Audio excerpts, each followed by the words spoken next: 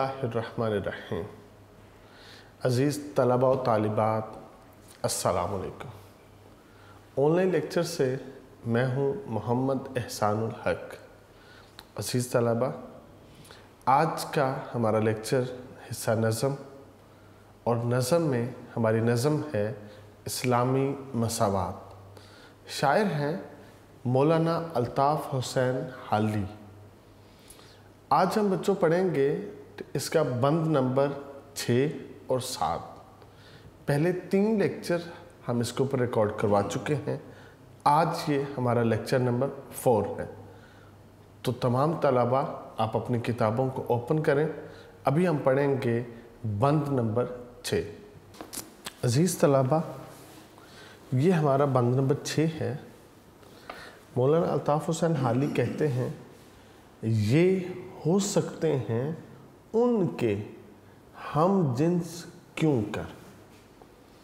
इसमें बेटा 2 इसम इशारे हैं। एक तो है ये से मुराद है जिन में मौलाना अल्ताफ़ हुसैन हाली हैं, यानी गरीब लोग। उन से मुराद अमीर तरीन लोग। कहते हैं ये हो सकते हैं उनके हम जिन्स क्यों कर। हम जिन्स कहते हैं जिसका एक जिन्स के साथ तल्लुक़ हो। वैसे तो हम औलाद आदम हैं, आदम की औलाद है, हम सब आदम हैं, हम सब इंसान हैं, हम सब एक जैसे हैं। वाज़ेह तौर पे कह दिया गया है कि अगर तुम में कोई अफजल है तो वो तकवा की बुनियाद पर है। तकवा के अलावा तमाम के तमाम बनी नो इंसान एक जैसे। खुतबा हिज्जतुल विदा पे नबी पाक ने वाज़ेह तौर पे कह दिया था, किसी अरबी को किसी अजमी पे कोई फोकियत नहीं है, किसी सफ़ेद को किसी स्याह के ऊपर कोई फोकियत नहीं है, किसी अमीर को किसी गरीब पे कोई फोकियत नहीं है। हाँ, तुम में अफजल वो है जो मुत्तकी है, परहेजगार। तो मौलाना अल्ताफ़ हुसैन हाली कहते हैं ये हो सकते हैं उनके हम जिन्स क्यों कर। ये अमीरों जैसे कैसे हो सकते हैं। नहीं चैन जिनको ज़माने से दम भर, दम कहते हैं लम्हे को, दम भर एक लम्हा भी जिनको चैन नहीं है, सुकून नहीं है, जिनका एक उन पर कोई तकलीफ़ ख़त्म नहीं होती, दूसरी पहले आ जाती है। एक मुसीबत जाती नहीं, दूसरी पहले आ जाती है। तो जिनको थोड़ी देर के लिए भी चैन मुयस्सर नहीं है, वो उनके कैसे हम जिन्स हो सकते हैं। सवारी को घोड़ा न खिदमत को नौकर। जिनके पास सवारी के लिए कोई घोड़ा नहीं है, कोई सवारी नहीं है, और जिनकी खिदमत में कोई नौकर भी नहीं है, तो ये उनके हम जिन्स कैसे हो सकते हैं। ना रहने को घर और ना सोने को बिस्तर। ये जो गरीब लोग हैं, इनके पास तो झोंपड़ी है, घर तो रहने को है ही नहीं है, और फिर सोने के लिए इनके पास तो रेशमी बिस्तर भी नहीं है, बल्कि आम सा बिस्तर भी नहीं है। तो ये उनके हम जिन्स क्यों कर हो सकते हैं। पहनने को कपड़ा न खाने को रोटी। और जिनके पास पहनने को लिबास ना हो, खाने को रोटी ना हो, तो ये उनके हम जिन्स कैसे हो सकते हैं। जो तदबीर उल्टी तो तकदीर खोटी। बेटा, तदबीर कहते हैं किसी काम करने की कोशिश को या किसी काम करने की सोच को। जो तदबीर उल्टी ان کی تو تدبیر ہی الٹ ہو چکی ہے، ان کی تدبیر کا ہیر پھیر ہے، تو تقدیر کھوٹی، یہ تو تقدیر کے قسمت کے بھی کھوٹے ہیں، یہ تو مقدر کے بھی کیا ہیں، نصیب کے بھی کیا ہیں، کھوٹے ہیں۔ یعنی اس بند کا مرکزی خیال ہے غریب امیر کا مقابلہ کسی طور نہیں کر سکتا، کیونکہ اس کے پاس نہ سامان زندگی ہے، نہ خوش قسمتی ہے، بلکہ ناکامیاں اس کا مقدر ہوتی ہیں۔ تو عزیز طلبہ، مولانا الطاف حسین حالی امیروں کے آرام و آسائش، ناز و نعمت کا تفصیلی ذکر کرنے کے بعد غریبوں کا ذکر کرتے ہیں اور کہتے ہیں کہ امیر غریبوں کے ہم جنس نہیں ہو سکتے، حالانکہ سبھی انسان حضرت آدم کی اولاد ہیں، ایک ہی جنس سے تعلق رکھتے ہیں، مگر دنیاوی امارت نے امیروں کو غریبوں سے جدا کر رکھا ہے۔ امیر انہیں اپنا جیسا نہیں سمجھتے، وہ اپنے آپ کو ان سے بلند اور عرفہ مخلوق سمجھتے ہیں۔ وہ دنیاوی زندگی کے اعتبار سے یہ سمجھنے میں حق بجانب بھی ہیں، کیونکہ فرق اور تفاوت اتنا زیادہ ہے کہ اس کا اندازہ ہی ممکن نہیں ہے۔ غریبوں کو لمحہ بھر سکون نہیں، آرام نہیں، چین نہیں، وہ ایک وقت کی روٹی کے لیے بھی محنت میں مصروف رہتے ہیں، خون پسینہ ایک کرتے ہیں، بیمار ہو جائیں اس کے باوجود وہ چھٹی نہیں کرتے، وہ محنت اور مشقت کرتے ہیں۔ بلکہ جو امیر ہیں وہ تو عید اپنے گھروں میں مزے سے کرتے ہیں، اور غریب تو اس دن زیادہ پریشان ہوتا ہے کہ آج مزدوری نہیں ہوگی تو ان کے گھر میں فاقہ ہوگا۔ تو وہ تو خون پسینہ غریب ایک کرتا ہے، وہ جہاں جاتا ہے پیدل جاتا ہے، اس کے پاس سواری نہیں ہے، اس کے پاس تو خدمت کے لیے کوئی نوکر نہیں ہے، یہاں تک کہ اس کے پاس تو رہنے کے لیے گھر بھی نہیں ہے، وہ فاقوں میں زندگی بسر کرتا ہے۔ وہ جو کام کرتا ہے وہ اس کام کے بدلے میں بھی اس کو کامیابی نہیں ملتی، اس کی تو تدبیر ہی الٹ ہے، یعنی ناکامیاں اس کا مقدر ہے اور ان کی قسمت بھی کھوٹی ہے، نہ تدبیر ان کا ساتھ دیتی ہے اور نہ ہی تقدیر ان کے حسب حال ہے۔ تو عزیز طلبہ، یہاں پہ مولانا الطاف حسین حالی نے جو بات کہی ہے اس کا مدعا یہی ہے، مرد کا اعتبار کھوتی ہے، مفلسی سب بہار کھوتی ہے۔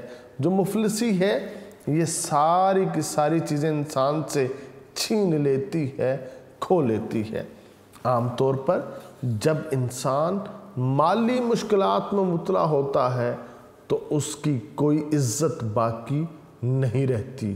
حضرت علی شیر خدا فرماتے ہیں، مفلس اپنے وطن میں بھی پردیسی ہوتا ہے۔ ایسے لوگ جو آرام، چین، فراوانی، سامان عیش، گھر، بستر، گھوڑا سواری، کار کوٹھی سے محروم ہیں، انہیں دھتکارا جاتا ہے، انہیں انسان نہیں سمجھا جاتا۔ ایسے لوگوں کی صلاحیتیں، توانائیاں، ہنر، علم، تجربے سے فائدہ اٹھا کر بھی انہیں کمی کہا جاتا ہے۔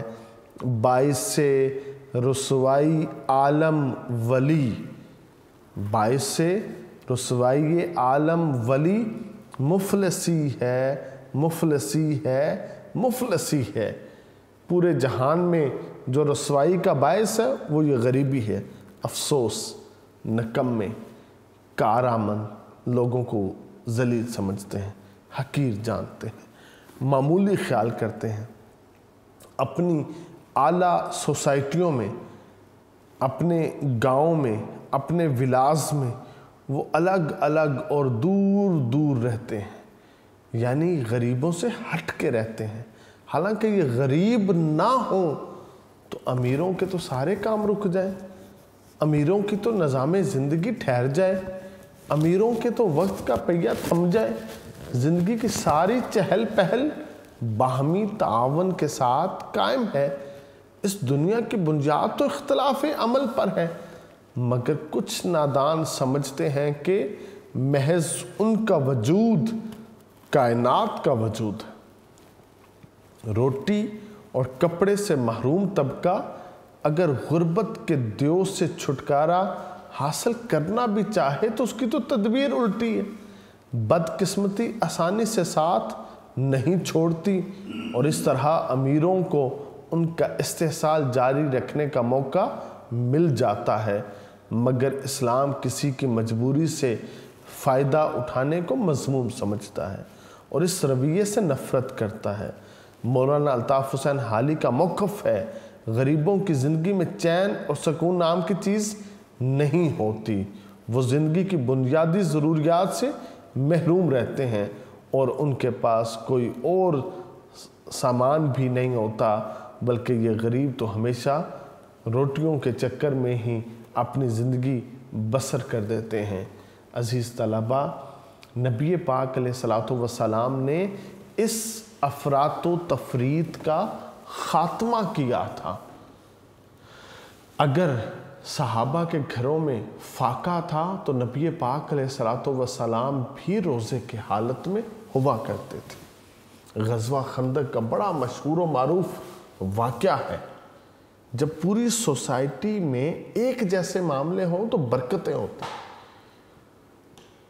ایک صحابی نبی پاک کے پاس آتے ہیں اور اپنے پیٹ سے جو ہے نا وہ کپڑا ہٹاتے ہیں اور ایک پتھر باندھا ہوتا ہے، نبی پاک کو دکھاتے ہیں کہ حضور اتنی بھوک لگی ہے کہ میں نے پتھر باندھا۔ آپ اپنے پیٹ سے کپڑا اٹھاتے ہیں اور اسے دکھاتے ہیں کہ آپ نے 2 پتھر باندھ رکھے ہیں۔ تو یہاں پہ اس صحابی کو یہ طاقت ملی تھی، میں جن حالات میں زندگی بسر کرتا ہوں میرا سردار بھی انہی حالات میں زندگی بسر کرتا ہے۔ عزیز طلبہ، عمر بن عبدالعزیز کا یہ انداز زندگی تھا کہ آپ بیت المال میں کھانا کھایا کرتے تھے، مگر اس کی قیمت دے دیتے تھے۔ اپنی قوم کے غرباء کے ساتھ بیٹھ کے آپ بیت المال سے کھانا کھاتے تاکہ ان کو پتہ چلے جو ان کا سردار ہے یہ وہی کھاتا ہے جو یہ کھاتے ہیں، کوئی فرق نہیں ہے۔ تو اسلام نے تو اس چیز کی ترویج کی تھی، مگر ہم نے سوسائٹی میں آ کے یہ طبقات بنا دیے ہیں۔ مختصر یہ کہ امیر بہرطور غریبوں سے برتر ہیں۔ بظاہر بات ٹھیک لگتی ہے کہ وہ غریب جس کی زندگی میں سکون نہیں ہے، آرام نہیں ہے، آسائش نہیں ہے، وہ خود امیروں کے خادم ہیں، وہ خود ان کی جوتیاں سیدھی کرتے ہیں، وہ خود ان کی سواریوں کے پیچھے پیدل بھاگتے ہیں، وہ ان کا مقابلہ کیسے کر سکتے ہیں اور کیسے کہہ سکتے ہیں کہ وہ امیروں کی جنس سے تعلق رکھتے ہیں، یا دوسرے لفظوں میں وہ ان کے ہم جنس ہیں۔ زمین اور آسمان کا فرق ہے، کہاں امیر اور کہاں غریب۔ تو عزیز طلبہ، اب ہم یہ پڑھتے ہیں بند نمبر 7۔ مولانا الطاف حسین حالی اس آخری بند میں کہتے ہیں، یہ پہلا سبق تھا کتاب خدا کا۔ یہ پہلا سبق کس کا ہے؟ کتاب خدا کا۔ خدا کہتے ہیں ہدایت دینے والی کو۔ کتاب خدا یہ بیٹا مضاف الیہ ہے، یعنی ہدایت دینے والی کتاب۔ اور کون سی کتاب جو ہدایت دینے والی ہے؟ قرآن پاک۔ کتاب ہدا سے مراد کیا ہے؟ قرآن پاک۔ یہ پہلا سبق تھا قرآن پاک کا کہ ہے ساری مخلوق کنبہ خدا کا۔ کنبہ کہتے ہیں بیٹا خاندان کو۔ یہ جو ساری مخلوق ہے یہ خدا کا کنبہ ہے، یعنی خدا اس کا خالق ہے۔ وہ خدا جو غریب کا خالق ہے وہی خدا امیر کا بھی خالق ہے۔ اس نے غریب کو جس سانچے میں پیدا کیا امیر کو بھی اسی سانچے میں پیدا کیا۔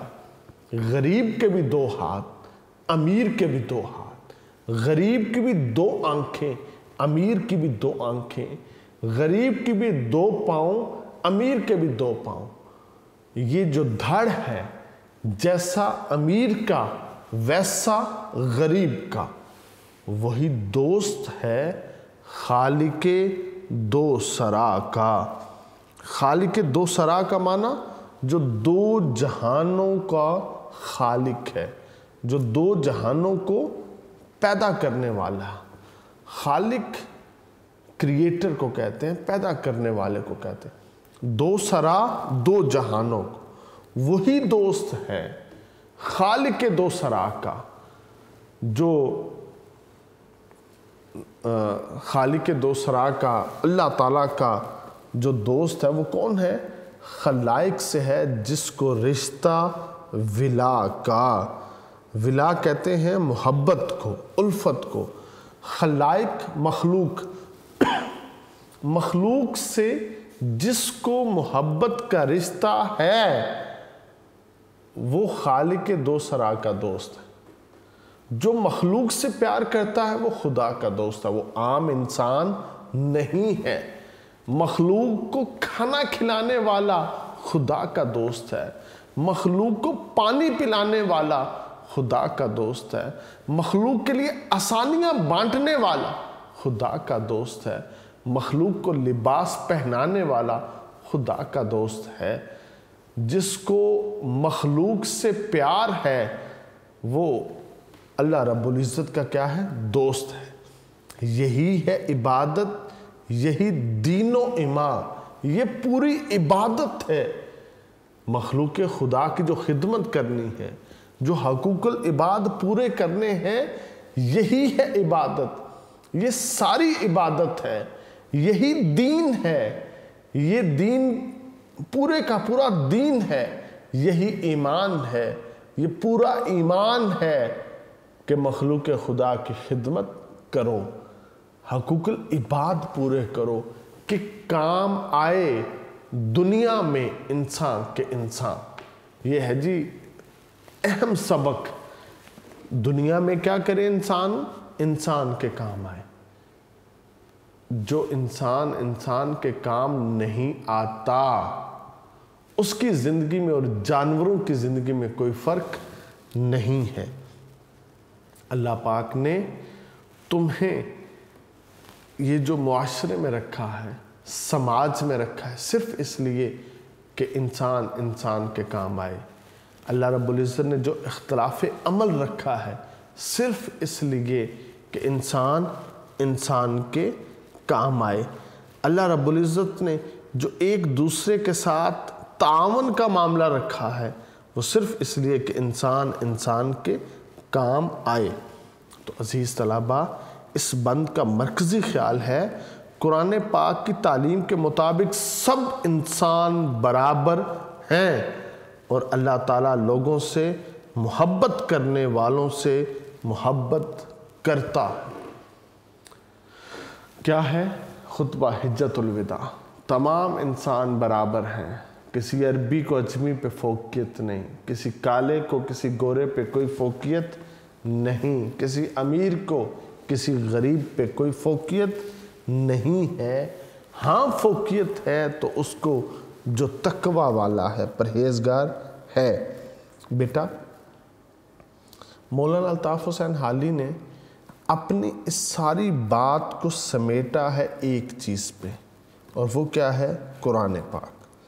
کہ قرآن پاک ایک کتاب ہدایت ہے، وہ ایک ضابطۂ زندگی ہے، وہ انسان کو سکھاتا ہے کہ تمہیں صبح ایسے کرنی ہے، شام ایسے کرنی، تم نے بڑوں کے ساتھ کیسے پیش آنا، چھوٹوں کے ساتھ کیسے پیش آنا ہے، تم نے سفر کے اندر کیسے ہونا ہے، اور جب تم مقیم ہو تو تم نے کیسے ہونا ہے۔ وہ ہمیں ایک مکمل ضابطۂ حیات سکھاتا ہے، وہ بتاتا ہے تم امیر ہو، اپنی امیری کو کیسے خرچ کرو، تم غریب ہو تو اپنی غریبی میں اپنے وقت کو کیسے بسر کرو۔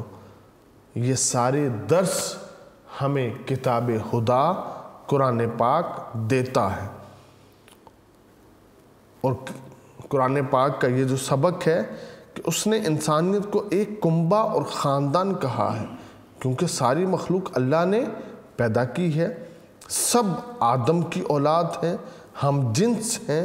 حدیث پاک ہے ساری مخلوق اللہ کا کنبہ ہے، اور اللہ کے نزدیک سب سے زیادہ محبوب وہ ہے جو اس کے کنبے سے کیا کرے گا؟ محبت کرے گا، حسن سلوک سے پیش آئے گا۔ دنیا میں بیٹا دولت کی غیر مساوی تقسیم کے باوجود انسان بطور انسان برابر ہے، خواہ کوئی محل میں رہتا ہو یا کسی جھونپڑی میں، خواہ کوئی ناز و نعمت میں زندگی بسر کرے یا فاقوں میں، خواہ کوئی ریشم کے لباس پہنے، خواہ کوئی پھٹے پرانے لباس یا چیتھڑوں میں لپٹا ہوا ہو، گویا بطور انسان، بطور تخلیق تمام کے تمام انسان برابر ہیں۔ نذیر اکبر آبادی نے اپنی مشہور و معروف نظم کے اندر جو ہے وہ کہا ہے، دنیا میں بادشاہ ہے سو ہے وہ بھی آدمی، دنیا میں بادشاہ ہے سو ہے وہ بھی آدمی، اور مفلس و گدا ہے سو ہے وہ بھی آدمی۔ کہ جو کچھ بھی دنیا میں جس حالت میں انسان ہے، چاہے امیر ہے چاہے غریب ہے، ہیں سب کے سب آدمی۔ انسان کی تخلیق کا ایک مقصد ہے کہ انسان کیا کرے؟ اللہ رب العزت کی عبادت کرے، اللہ تعالیٰ کی مخلوق سے محبت کرے، نفرت نہ کرے۔ محبت ہی بنیاد ہے۔ اگر انسانی دل میں محبت سے خالی ہو جائے تو پھر دنیا ویرانے سے بدتر ہے، کیونکہ پھر بندہ نہیں رہتا، درندہ ہوتا ہے۔ محبت نظریات سے نہیں ہوتی، انسانوں سے ہوتی ہے۔ اپنی خوشیاں بھی دوسروں میں بانٹ دینے کا نام زندگی ہے، اسی زندگی کو ایثار کہتے ہیں۔ بیٹا تین چیزیں ہیں، ایک ہے معاشرے میں عدل کرنا، دوسرا ہے معاشرے میں احسان کرنا، اور تیسرا ہے معاشرے میں ایثار کرنا۔ بیٹا عدل کہتے ہیں کہ ایک مزدور نے آپ کے ہاں مزدوری کی، اس کا 500 روپیہ مزدوری بنی، آپ اس کو 500 روپیہ آپ نے دے دیا، اس کا پسینہ خشک ہونے سے پہلے آپ نے عدل کیا، انصاف کیا۔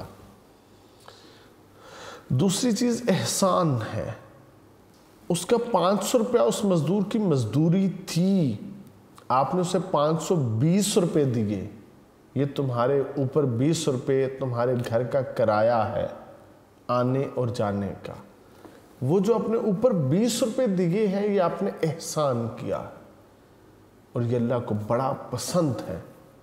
تیسری چیز ہے ایثار، آپ کی جیب میں 1000 روپیہ ہے، آپ کے دوست کو 1000 روپے کی ضرورت ہے اور اس نے آپ سے طلب کیا، جو آپ کے پاس پیسے ہیں 1000 روپیہ، اس کی آپ کو بھی ضرورت ہے، اپنی ضرورت کو دوست کی ضرورت پہ قربان کرنا، بیٹا اس کو ایثار کہتے ہیں۔ معاشرہ ایثار سے مضبوط ہوتا ہے۔ تینوں چیزیں ہم نے اپنی سوسائٹی پہ نافذ کرنی ہے۔ پہلی چیز عدل، دوسری چیز احسان، اور تیسری چیز ایثار ہے۔ یہ جو ایثار کا جذبہ ہے بیٹا، یہ محبت کی معراج ہے۔ بطور انسان ضروری ہے کہ انسان کے دل میں ہمدردی ہو، وہ انسان کے کام آئے۔ اگر انسان کے پاؤں میں کانٹا چبھ جائے تو دوسرا انسان اس کانٹے کی خلش کو محسوس کرے۔ اپنے لیے تو سبھی زندہ ہیں۔ حیوان اور انسان میں صرف اتنا فرق ہے کہ انسان دوسروں کے لیے زندہ رہتا ہے، اور حق یہ ہے کہ اللہ تعالیٰ اس سے محبت کرتا ہے جو اس کی مخلوق سے محبت کرتا ہے۔ جو شخص ایثار اور قربانی کے ساتھ کام لے، اللہ اس سے محبت رکھتا ہے۔ عزیز طلبہ، کہا جاتا ہے محبت مستقل غم ہے، محبت غم کا گہوارہ۔ محبت مستقل غم ہے، محبت غم کا گہوارہ۔ جو آنسو رنگ لے آئے وہی دامن کا شہ پارا۔ بیٹا ہم جس دین کے پیروکار ہیں اس نے یہی تعلیم دی ہے، جو کچھ تم اپنے لیے پسند کرتے ہو وہی دوسروں کے لیے بھی پسند کرو۔ حکم ہے تم میں سے کوئی شخص اس وقت تک مومن نہیں ہو سکتا جب تک جو چیز وہ اپنے لیے پسند کرے وہی اپنے دوسرے بھائی کے لیے بھی کیا ہے، پسند کرے۔ جو ایسا کرے گا وہ بیٹا محبت میں پورا ہوگا۔ عزیز طلبہ، کہا جاتا ہے خیر الناس سے من ینفع الناس، انسانوں میں بہترین انسان وہ ہے جو انسانوں کے لیے نفع بخش ہے۔ اور پھر یہ بھی حدیث پاک ہے کہ تم اس وقت مومن ہو جب تمہارے ہاتھ سے، تمہاری زبان سے دوسرے مسلمان محفوظ رہیں۔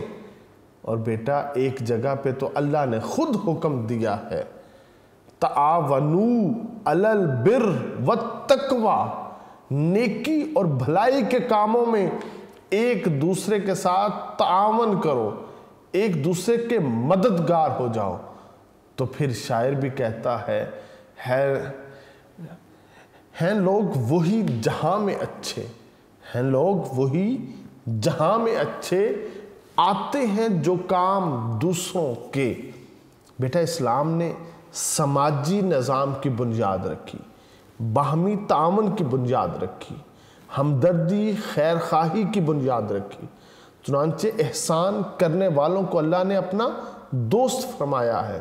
قرآن پاک میں ان لوگوں کی تعریف کی گئی جو دوسروں کی مدد کرتے ہیں، اس کے برعکس ان کے لیے سخت عذاب کی وعید ہے۔ جو لوگوں کو کھانا کھلانے کی ترغیب تک نہ دے، اسلام یہ بات کھول کر بیان کر رہا ہے اگر تم پیٹ بھر کر کھانا کھا کے سو جاؤ، تمہارا ہمسایہ بھوکا رہے تو ایسا کھانا حرام ہے۔ اسلام ایک دوسرے سے مصافحہ کرنے، معانقہ کرنے، مسکرا کر ملنے، کھانا کھلانے، عیادت کرنے اور دوسروں کے لیے دعا کرنے کا حکم دیتا ہے۔ گویا انسان دوسرے انسان کی مدد کرتا ہے، انسان دوسرے انسان سے تکلیف دور کرتا ہے۔ جب ایک انسان کسی انسان کی دنیاوی تکلیف دور کرتا ہے، اللہ اس پہ فضل کرتا ہے، اس کی آخرت کی تکلیف اس سے اٹھا لیتا ہے۔ جو لوگوں پہ رحم کرتا ہے اللہ اس پہ رحم کرتا ہے۔ اسی لیے کہا گیا کرو مہربانی تم اہل زمین پر، کرو مہربانی تم اہل زمین پر، خدا مہرباں ہوگا عرش برین پر۔ تو عزیز طلبہ، درد دل کے واسطے پیدا کیا انسان کو، ورنہ طاعت کے لیے کچھ کم نہ تھے کرو بیاں۔ مولانا الطاف حسین حالی نے اس نظم میں ہمیں یہ درس دیا ہے، ہم کیا کریں، ہم یہ جتنی بھی دنیاوی جو تفرقہ بازیاں ہیں ہم ان کو ختم کریں اور آپس میں اتحاد کی فضا کو فروغ دیں، ایک دوسرے کے ساتھ کام آئیں۔ اشفاق احمد صاحب کی بڑی مشہور دعا ہے کہ اللہ رب العزت سے توفیق مانگا کرو کہ وہ تمہیں آسانیاں بانٹنے کی توفیق دے۔ تو عزیز طلبہ، مولانا الطاف حسین حالی کی یہ نظم ختم ہوتی ہے، اس کو اچھی طرح یاد کیجئے گا، بڑی اہم نظم ہے۔ اللہ رب العزت آپ کو علم نافع عطا فرمائے۔ والسلام۔